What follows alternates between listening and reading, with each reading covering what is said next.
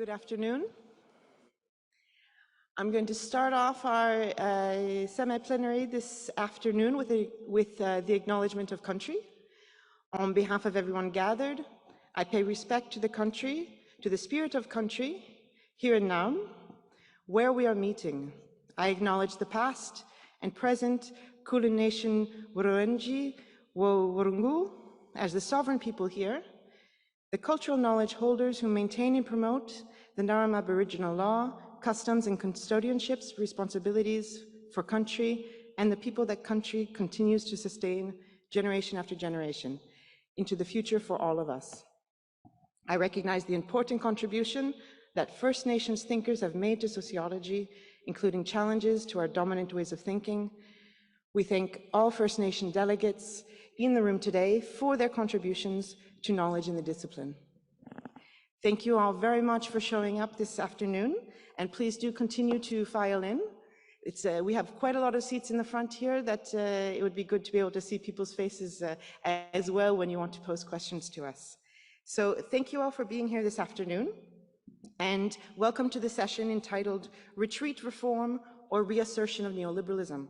I'm Alison Loconto. I am a research professor at the French Research Institute for Agriculture, Food and the Environment and the University of Gustave Eiffel, based in Paris. This session is the first of two plenary sessions that are dedicated to exploring the current dynamics of neoliberalism in societies around the world. As our ISA president, Sari Anafi, mentioned yesterday, the recent movements towards populism and authoritarianism that have emerged over the past decade are attacking, or re-emerged over the past decade, are attacking some of the fundamental principles of neoliberalism. For example, the free market capitalism and the linkages between economic and political freedoms. These attacks bring with them calls for protectionism, trade wars, and increasing control over political speech and the freedom of the press. While we do see a movement towards a kinder form of capitalism, such as corporate social responsibility, becoming increasingly common, and whistleblowers who are standing up against injustices, we also continue to see austerity, deregulation, and irresponsible corporate expansion globally. The recent global public health crisis of COVID-19 has demonstrated the limits of neoliberal approaches to social security and public health. The economic crisis of 2008 and rising inequalities speak to neoliberalism's social and economic shortcomings, while the climate crisis demonstrates the inadequacy of neoliberalism's globalist responses. Over the past 10 years or so, neoliberalism has been the focus of rising tensions around the world as diverse actors challenge its underlying principles. These two sessions today, and there is one tomorrow as well at the same time in the same place, that have been organized by myself, Dan Woodman, Susan McDaniel, and Hiroshi Ishida. We will explore in these two sessions the recent challenges to neoliberal thinking, both empirically and theoretically. In today's session, we have invited speakers who will address some of the inequitable effects of neoliberalism as a form of political economy. We will explore the tensions that have arisen when specific policies have been put into place, resulting in assetization and debt as risk, modern slavery, and socio-economic inequalities. Tomorrow, we'll explore the emergence of a number of grand societal challenges that have revealed the fissures in the neoliberal dialogues and ideologies and policies. Tomorrow's speakers address the selection of these challenges that speak to the limits that neoliberalism has put on both individual and collective rights to life. We are therefore very honored to have with us today an excellent panel of speakers who will talk to this issue of neoliberalism and who have all been able to join us here in Melbourne from different regions across the globe, and we're very happy to be able to invite you in person here. Our first speaker is Michele LAMONT.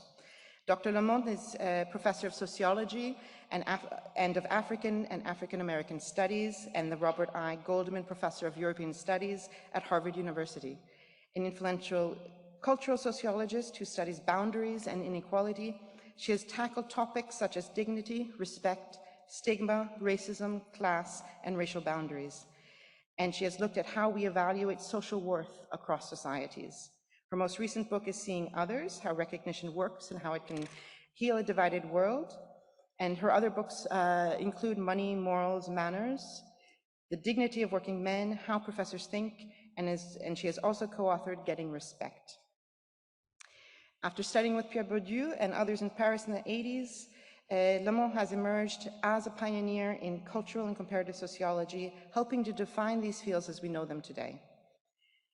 Her many awards include the C. Wright Mills Award from the Society for the Study of Social Problems, for the Dignity of Working Men, the 2014 Gutenberg Awards, the 2017 Erasmus Prize, and honorary doctorates from 6 countries.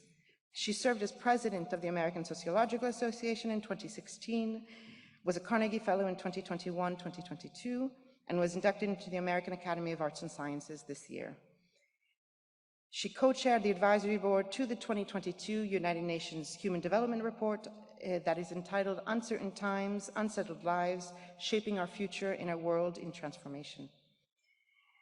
And just as a little bit of information, tomorrow, if you don't have time to stay for the whole session today, or if the 15 minutes that you'll hear from Michele today is not enough, she's going to be giving a lecture as the Agnes Heller Lecturer of the Department of Sociology at La Trobe University tomorrow, and you can please ask her about that, and she can help you to find where that is and how to register for that event. So thank you very much, and Michele, please start us off for the session.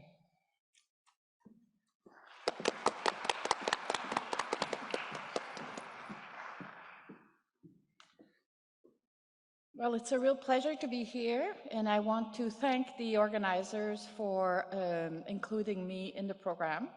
And I also want to thank you all for giving us the tradition of acknowledging the land.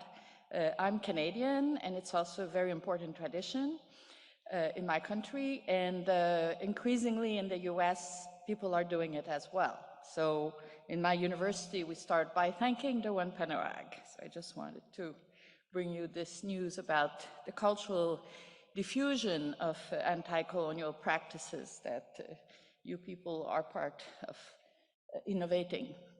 So I want to talk to you about a book that actually is coming out in September. This is the cover of the American edition. It will also come out with Penguin in London and cover the Commonwealth market. And the cover of the book says it all. It's about recognition. It's about trying to grow the circle of people who are viewed as worthy in a period when so many groups are making recognition claims, feeling invisible.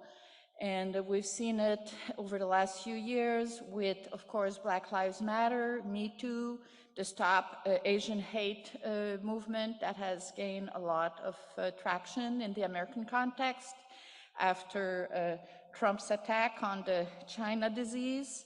But we also see it on the right among the supporters of Trump. Make America Great Again is all about nationalism.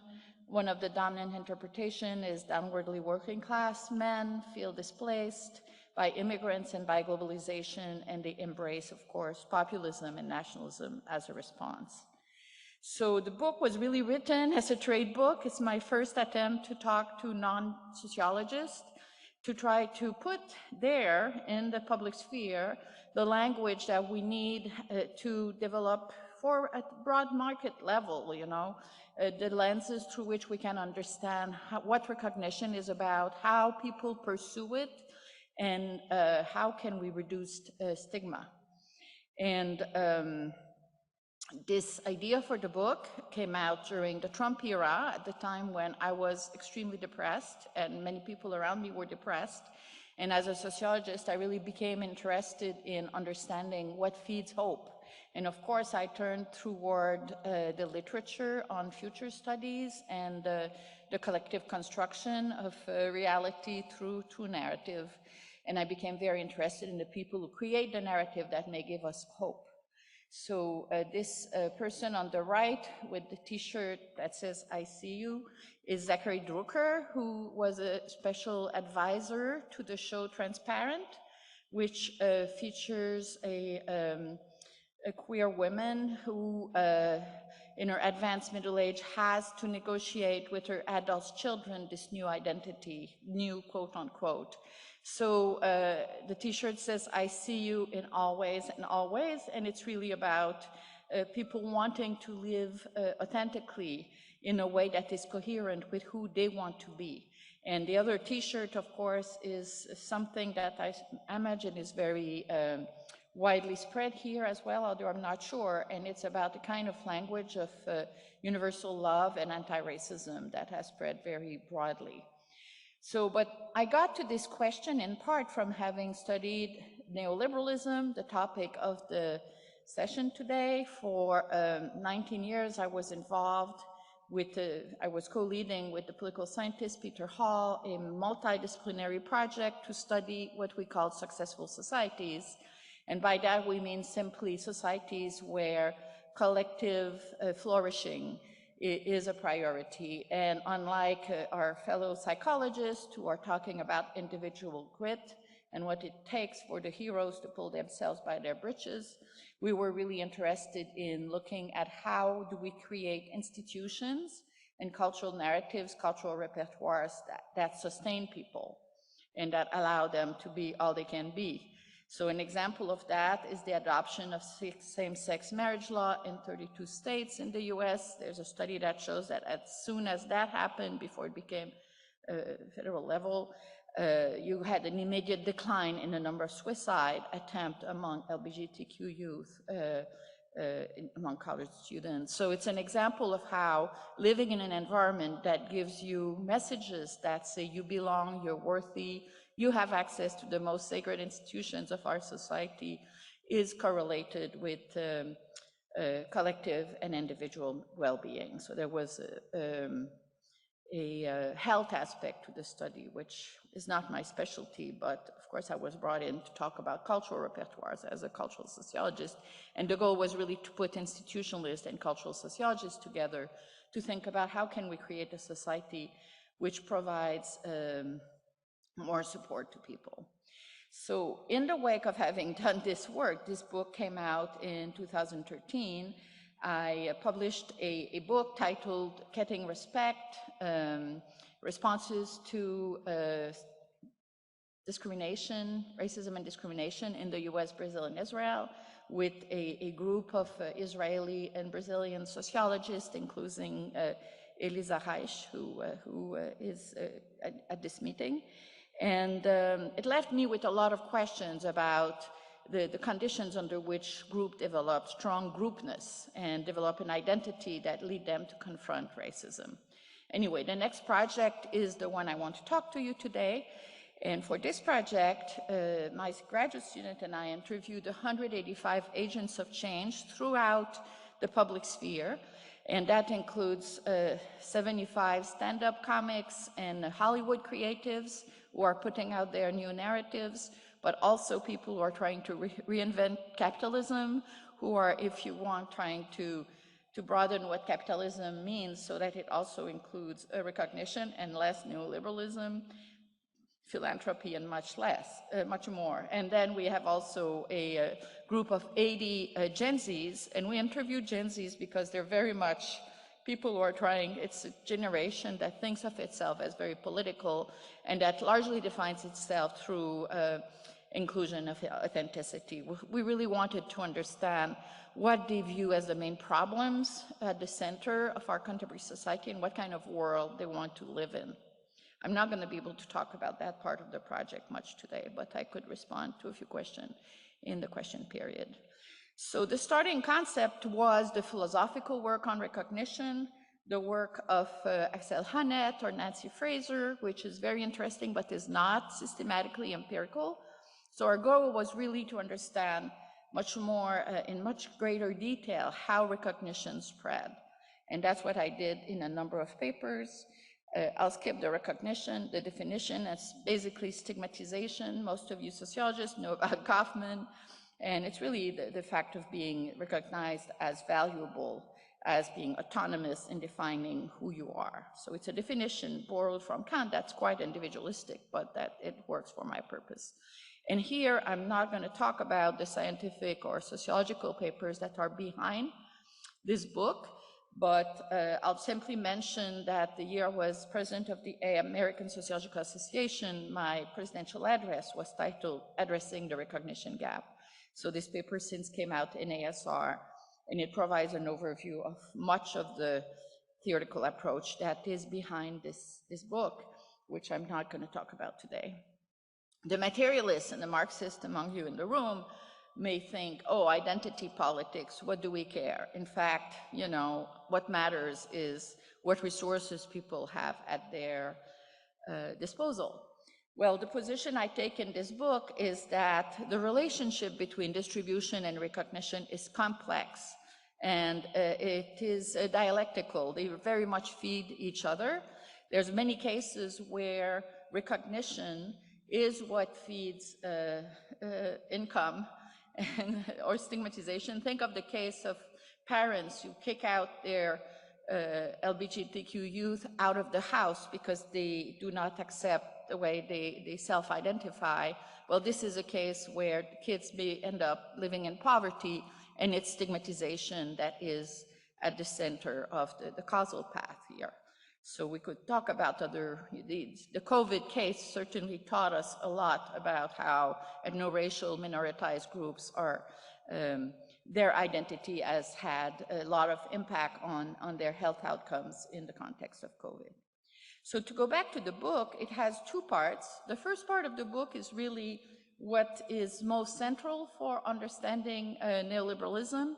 And the part of neoliberalism that I'm concerned with in the book on social resilience and my previous books as well, and in this book is the cultural part. I'm not the person who's demonstrating market fundamentalism and how the state intervenes to maximize market dynamics. Instead, I'm really interested in the scripts of self that come with the hegemony of neoliberalism and the growing dominance of the figure of the professional and the managers, and more broadly, the upper middle class, people like us, the way in which our way of life is presented to everyone as the ideal script of the self that comes to dominate much more deeply in the neoliberal era, and which really feeds the deep alienation of the working class.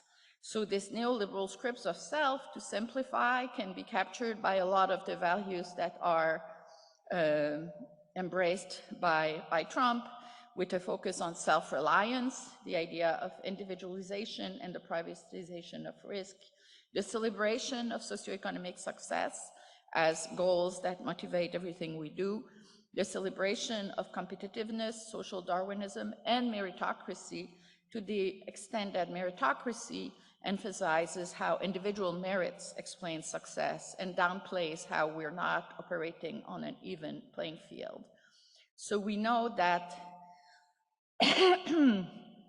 meritocracy has gained enormously in popularity over the most of the 20th century, and especially over the last 15 years or so.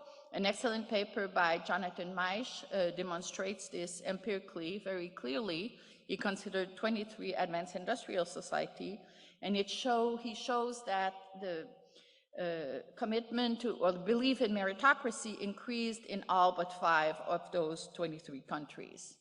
And it declines in only 3 countries, including Canada and France and Austria. And of course, the countries where it increased most were the UK and the US, the neoliberal ideal types, if you will. So what results in this is really a bifurcation and increasingly more rigid symbolic boundaries that manifest itself in cultural polarization between, on the one hand, professionals and managers and everyone else who's aspiring to be upwardly mobile, to get a college degree, who still believe in the salvation of becoming professional, the fact that we are all ranking ourselves on a single dimension of worth.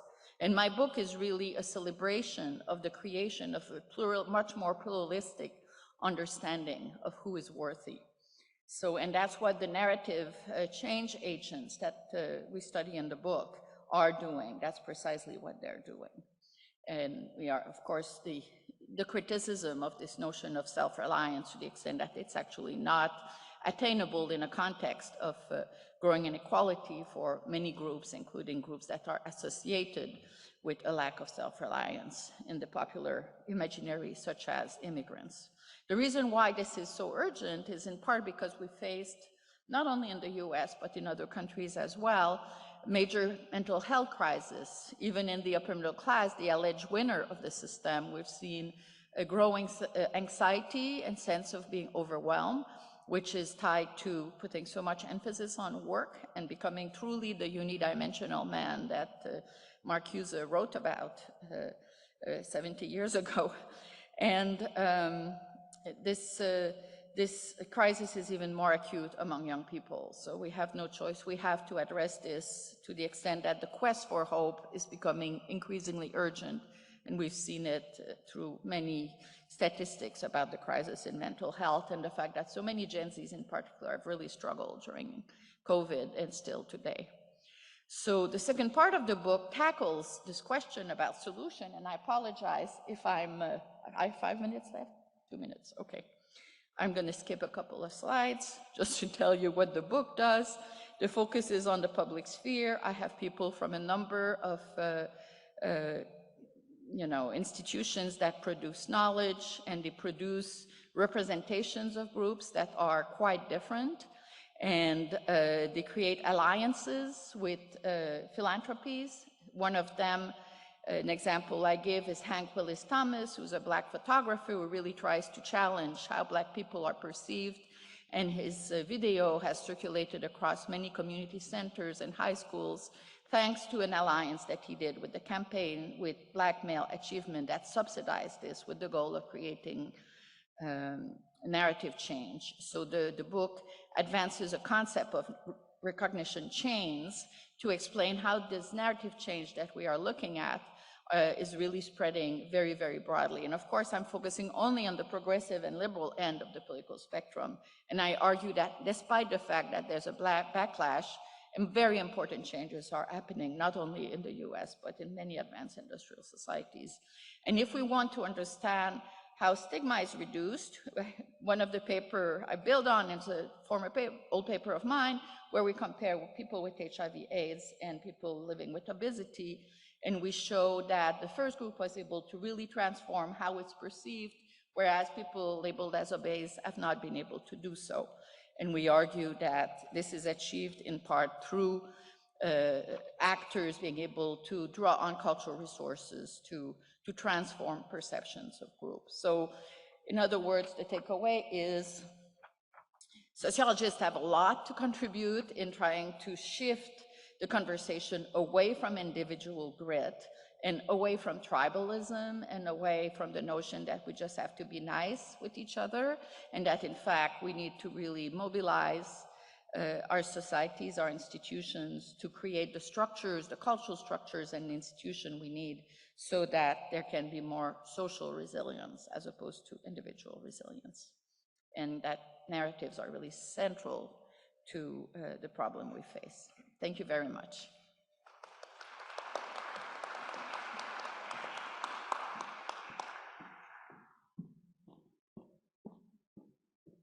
Thank you so much, Michele. Our next speaker is Lisa Adkins. Dr. Adkins is Professor of Sociology and Dean of the Faculty of Arts and Social Sciences at the University of Sydney. Her contributions to the discipline of sociology are in the areas of economic sociology, social theory, and feminist theory. Recent publications include The Asset Economy, which is co-authored with Melinda Cooper and Martin Konings from 2020, and The Time of Money in 2018. She is the joint editor-in-chief of the journal entitled Australian Feminist Studies, which is published by Routledge and Taylor and Francis.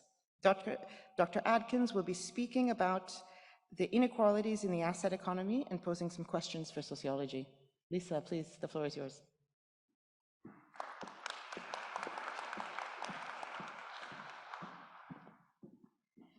Thank you so much. So when we're talking about inequalities created in neoliberal societies, We can't really afford to ignore wealth inequalities. So one of the features of neoliberal societies is, of course, that wealth inequalities are intensifying, and some sociologists and economists have understood this through the prism of a return, the notion of a return, such as Piketty, for example, talks about the return of wealth. Now, in the Australian case, key to this development of the return of wealth inequalities has been rising property prices and the growing importance of housing assets in household wealth portfolios. As our colleagues from Australia know full well, house prices in many capital cities in Australia have risen significantly faster than wages over recent decades. And in fact, we've seen decades of house price growth which have sat side by side with stagnating wages. And that double dynamic, I think, is critical to understanding the dynamics of neoliberal societies. And these trends, of course, accelerated during the COVID period. So house prices in Australia, for example, increased during that period by over 25%. Now, in this context of house price inflation and wage stagnation, we've seen a phenomena emerge over recent years of price out or lockout of the housing market. In other words, whole chunks of populations have become excluded from the housing market, simply because they can't save up enough money for a deposit on a home. Home ownership rates, as a consequence, are declining, not just in Australia, but across Anglo-capitalist countries, and rates of private renting are increasing. So we've seen the emergence, for example, of renting as a lifetime prospect. And these trends are especially apparent for young adults. Now, this combination of rising property prices, declining rates of home ownership, and stagnating wages, alongside, of course, employment precarity, is a regular topic of public debate. And most recently, that debate has included the compounding effects of rising interest rates and also the rising costs of living.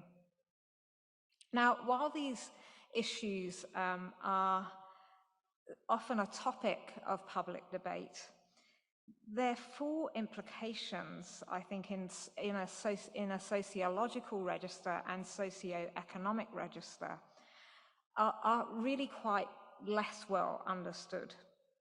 And at the heart of the problem, I would suggest, is a transformation of the relationship between employment and housing across the life course, across people's lifetimes. And that transformation has, I hope to show in the time that I've got left, major implications for sociology. So in the Keynesian or post-World War II era, for example, home ownership enabled income and consumption smoothing over a lifetime.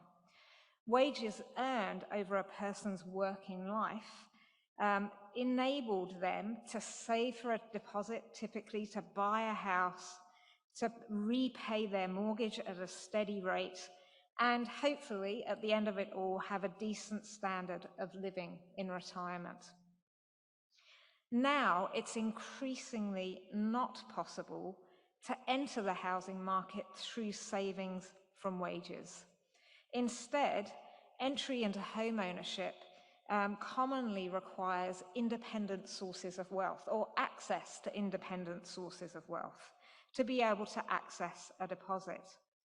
So wages alone don't typically now act as the source of savings for a deposit, wages instead now play the role of servicing a debt connected to an asset that is expected to appreciate at a much faster pace than wages alone.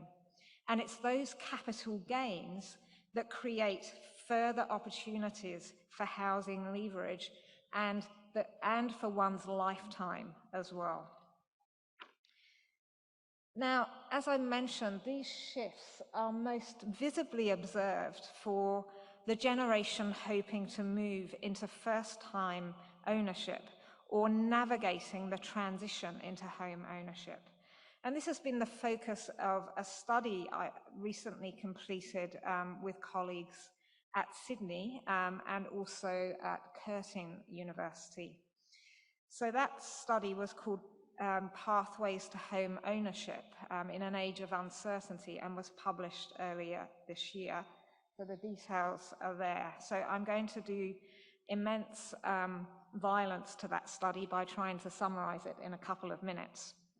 But that study involved 2 empirical stages. We did a panel survey of over 125 to 34-year-olds in Perth and in Sydney. And we also, with 20 of that larger sample, 20 of that sample were invited to participate in a financial diary exercise, which tracked income, spending and saving habits for these 20 young Australian households. And we did that fortnightly for a period of 9 months. Now, what was really interesting in terms of our, oops, I think I need to go back, findings from that study was that we found that approximately 40% of the sample expected to receive family support to purchase property. And in fact, we found that familial support derived from housing wealth itself, of course, was the absolute key to the success of the transition into home ownership. So over and above any other external factors, which might have included things like government support or policies, family support was the deciding factor in whether participants in this study could make their first purchase. So accessing intergenerational wealth is becoming a key pathway of entry into home ownership. Now, within the Sydney cohort, where house prices are the highest in Australia, so it has the most expensive housing market, family support is actually essential to move into home ownership, so essential to transitions in all of the cases that we studied. So what that means is that family support is becoming a condition of entry into the housing market, and intergenerational family wealth is becoming a really important factor in the structuring of housing markets. Now, previous studies have noted the operation of direct financial contributions to assist in this transition into home ownership, either through inheritance or inter vivos transfers or pre-inheritance. Now, our findings differ, I think, in 2 key ways. First is the critical finding that financial support is a condition of possibility for the transition to home ownership, but also that there are a number of in-kind or direct forms of support that support those or assist those transitions. So, for example, living rent-free with family and parents or guardians acting as mortgage guarantors. All of those in-kind forms of support ultimately have a financial impact in that they expand the savings and borrowing capacities of the recipients. So here we can see, I think, this major reconfiguration of the relationship between employment and housing across the lifetime. as sociologists, we've been very used to thinking about occupation, education, and other factors as enabling entry into home ownership. And rather than thinking about family wealth and intergenerational transfers of wealth. And these everyday forms of support, they are quite banal in many cases, along with, of course, in the Australian context, tax breaks and other forms of governmental forms of support for home ownership. These everyday forms of support, I think, are critical for us as sociologists, because I think we need to understand that they're the mechanisms through which wealth inequality is being reproduced over time. So, and I think we need to pay attention to a whole range of concepts actually within our sociological canon, given in the context of the return of wealth or the rise of the wealth society. I've here talked very briefly about the life course, but we might also think about the home, the family, work, and wealth itself, and ask how might we want to shift our understanding of those concepts and the nexus between them to really understand the dynamics of neoliberal societies. So I'll end there. Thank you very much.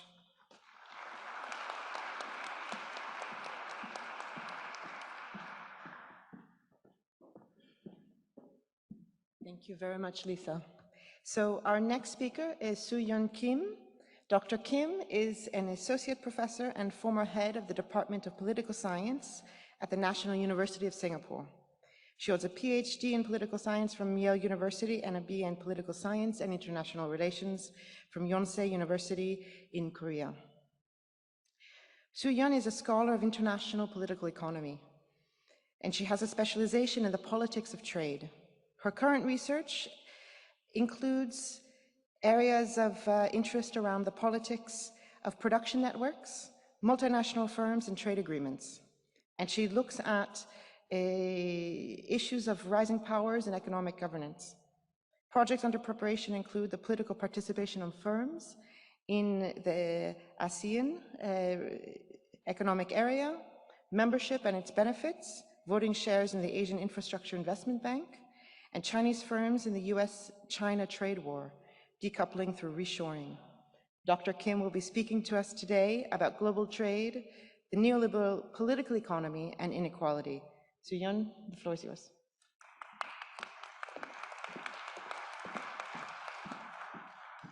Good afternoon. Thank you for making time to attend this session. Thank you to Allison and to Dan for inviting the political scientists to this gathering of sociologists. It's a great honor to be here, and I'm, of course, always happy to interact with fellow social scientists. Oh, right, the clicker. Very good. So I propose in the next 15 minutes to do three things. One is to frame the presentation of the Marian empirical analysis by defining what is neoliberal political economy. I'm probably preaching to the choir here.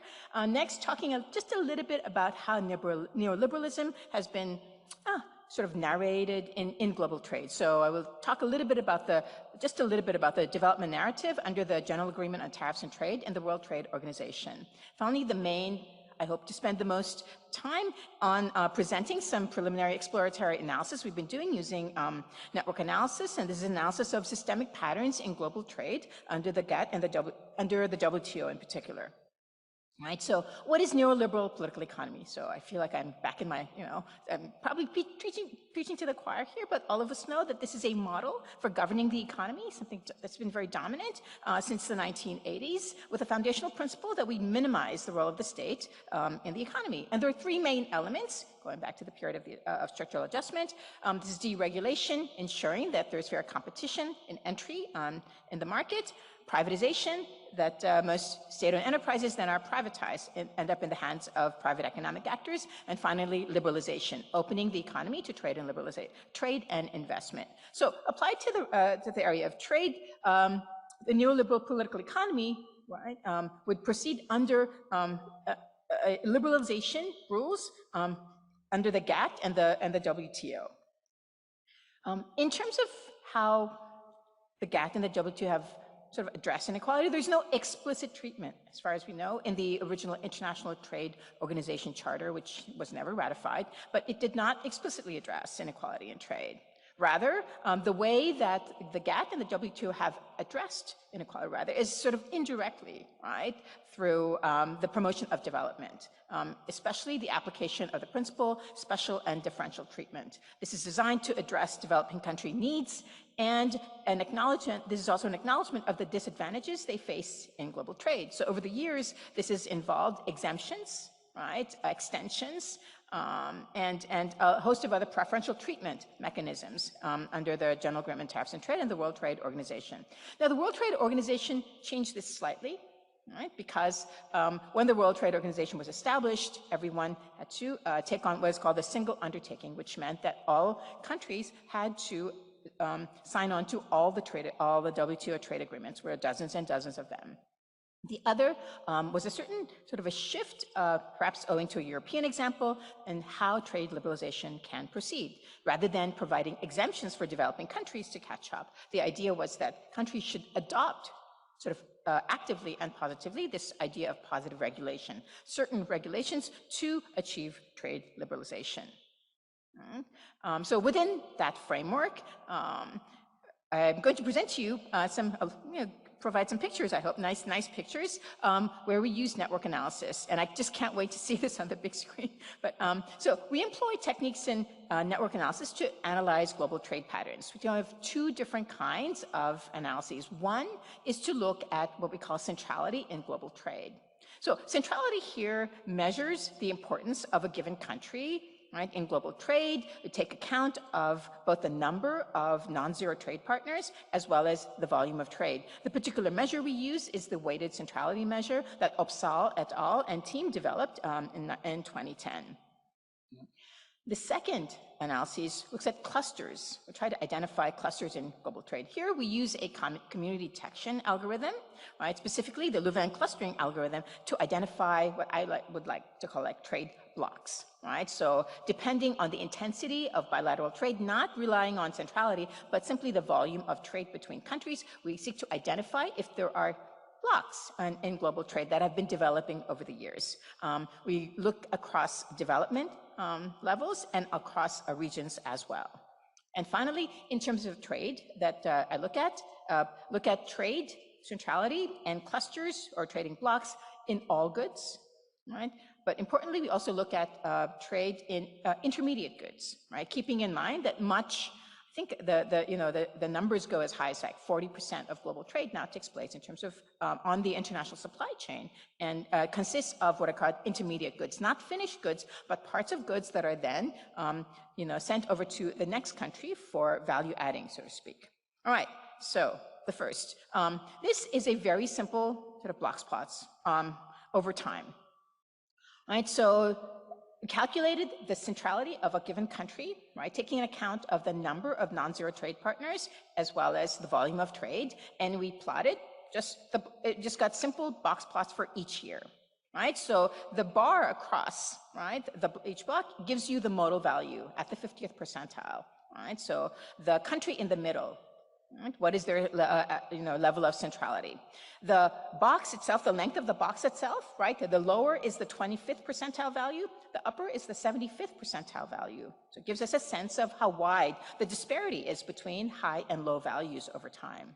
So I'd like to draw your attention to two things. One is that the modal value of centrality, so the given countries, right, level of centrality is going up slightly over the years. Right, between 1995, when the WTO was established, to 2021, where we have the last data, available data.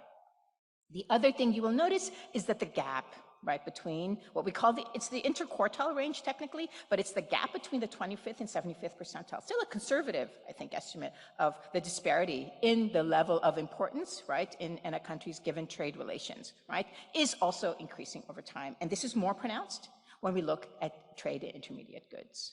Right, so when we look at trade in intermediate goods, it means that as countries trade, say, along the international supply chain or engage in production to increase, to engage in value-added trade, the disparity, right, between countries at the lower, right, level of lower centrality to higher centrality or higher importance is increasing, at least over time, right, as you can see. So, but you can still see that even in the intermediate goods, the given the centrality of a given country in global trade is also sort of slightly on an upward trend. This is our second part of the analysis, where we look at community detection algorithms to detect blocks in trade. Another way of getting at inequality, if you will. So a couple of things to note, or three things to note. One is that the dark blue countries represent the developed countries. Light blue countries represent the developing countries, World Bank classifications. And it's not there, but the three red dots are US, China, and India. All right, so the two dots together up there are US and China. Right? India is alone in a separate cluster. This is the pattern in the year 2000. Sorry, the data we have available are sort of limit us to these 2 time points. Now, when we look at the same, right, in 2020 and run the same clustering algorithm, we find that trade blocks, now there are 3 major trade blocks, right, in the global trading system. The other thing to notice is that all 3, China, India, and the US, are in the same cluster. Right? This identifies communities of or blocks of trade given the intensity of their trading relations, their modularity. Right? There are 3 major blocks. The other thing you might note is that there's a good sort of mix, right, of developed and developing countries. So developed countries are not, all the dark blues are not clustered together. They're actually interspersed, right, between quite a few developing countries. So you might think that these represent what we call the emerging markets or the larger developing countries. So the other thing I forgot to note is that the size of the circle is their centrality. It's a degree centrality. It simply means how influential are they, right, in terms of their trade relations. How much do they trade with others? Okay, this one actually enhances really the patterns we already see in all goods. So given the prevalence of trade in intermediate goods, here we see in 2000 that there are 4 major clusters of trade. And here we see quite a bit of clustering of the developed countries, right, in the center. However, when we get to the year 2020, we see a bit more of a dispersion, if you will, or a better distribution in terms of developed and developing countries across the 3 clusters of trading blocks. So this is trade in intermediate goods in 2020. Now, did one more cut at the data is to look at different regions.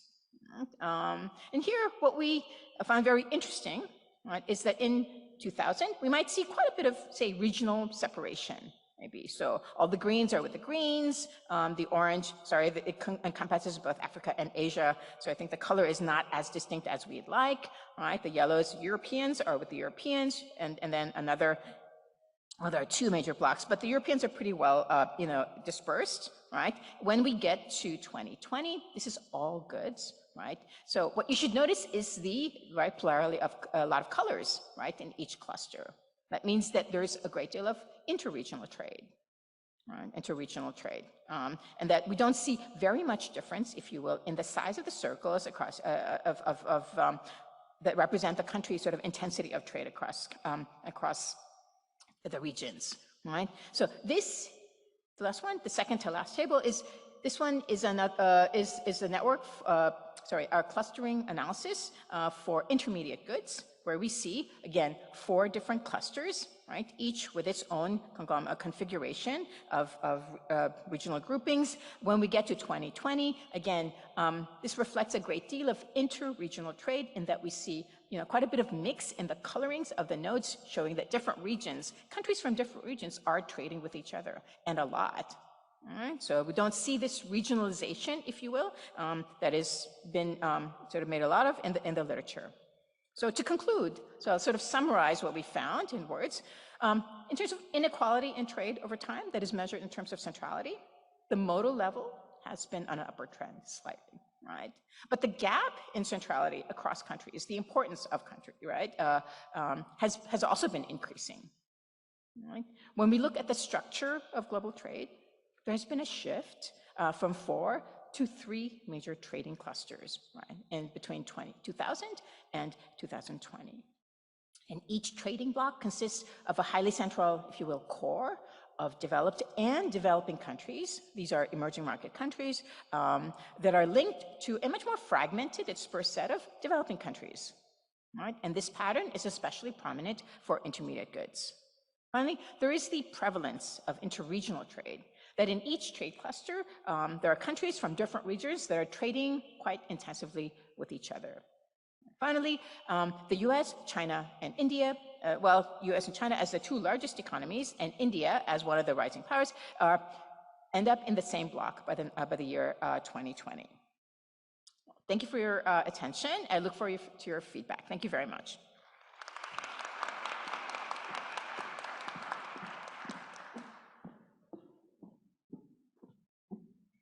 Thank you so much. As you'll notice, we have quite different takes on inequality, and I really want you to be thinking about how each of these speakers has brought through a different concept of inequality that I think raises a lot of questions about how we can look at how neoliberalism has created a very large range and global types of inequalities. So our last speaker today is going to close for us is Matthew Winward.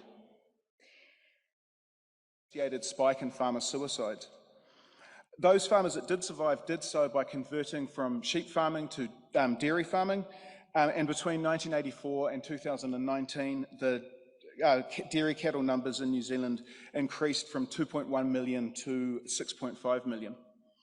The massive surge in dairy cows was accompanied by an even more massive surge in the use of inputs, including water, feed, and synthetic nitrate fertilizer.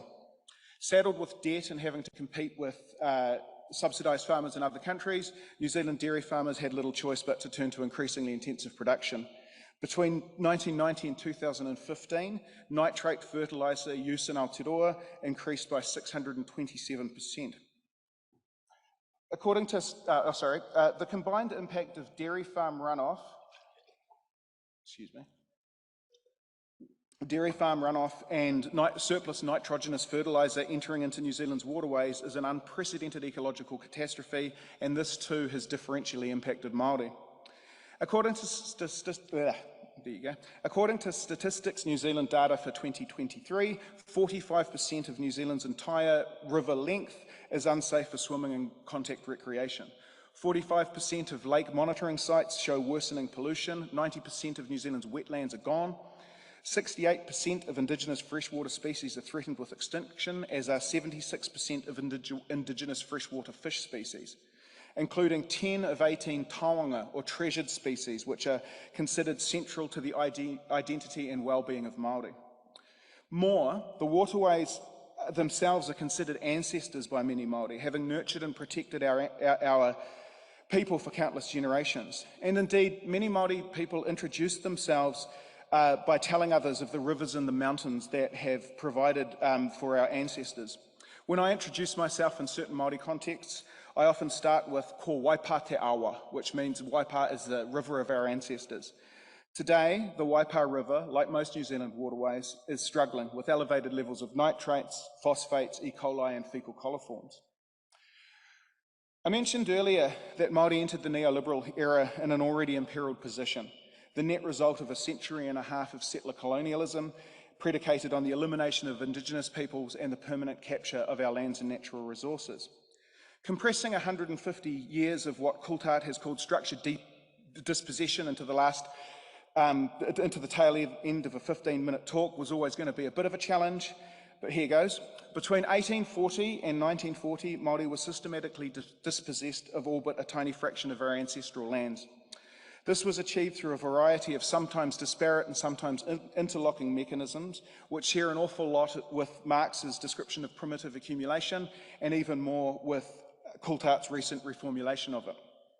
Between 1840 and the mid-1860s, the Crown purchased almost all 34 million acres of Te Waiponamu, New Zealand's South Island, from local Māori who had been devastated by the impact of European disease. In the North Island, where large numbers of Māori remained, Mechanisms of dispossession included the outright confiscation of 3.5 million acres, the forced individualisation of title to previously communally owned land, excessive Crown and private purchasing, forced alienation for public works, and so on. Māori resistance to land loss was met with a brutality which is entirely incongruent with New Zealand's thoroughly undeserved reputation for harmonious race relations. Māori land holdings today total just 1.4 million acres, or approximately 5% of Aotearoa, much of it inaccessible backcountry, entirely unsuitable for productive use. After the land was alienated, the settler state went after our intangible assets. Māori spirituality was outlawed in 1907. Māori language was never officially banned, but its usage declined markedly, and many, if not most Māori whānau have stories of earlier generations having the language beaten out of them in schools. From the mid-20th century, the drive became the detribalisation of Māori through assimilation and urbanisation. Māori were encouraged into towns and cities where they were pepper-potted into poor quality state houses with no communal Māori facilities. By the dawn of the neoliberal era then, Māori had suffered 150 years of systematic dispossession and alienation and were already massively overrepresented in almost every negative social statistic available. At the same time, however, the green springs of cultural revitalisation were clearly evident, and Māori were very much part of the global anti-colonial and Indigenous rights struggle. And this leads me to my final point that I want to make today. The experience of settler colonialism is something that Māori have learned from and adapted to. Despite a century and a half of hideous colonial violence, Māori remain possessed with resilience born out of incredible loss and hardship. Resilience that can be instructive for us all as we tackle the myriad challenges that await us. So to conclude, I want to go back briefly to incarceration. Since the peak in 2000, the factors here is a much greater emphasis on Māori engagement with the criminal justice system and the incorporation of a te ao Māori worldview in decarceration strategies. Similarly, with regard to the environment, the concept of kaitiakitanga, or responsible stewardship of lands and natural resources for future generations, has gained enormous traction in Aotearoa in recent years. While it is probably fair to say that it has become overused, greenwashed, and susceptible to cultural appropriation, it remains a powerful counterpoint to the neoliberal logic of never-ending growth. And that really is the point. Margaret Thatcher was emphatically wrong. There are alternatives, and Indigenous ways of being, knowing and doing can and increasingly are proving instructive in this regard. Thanks very much.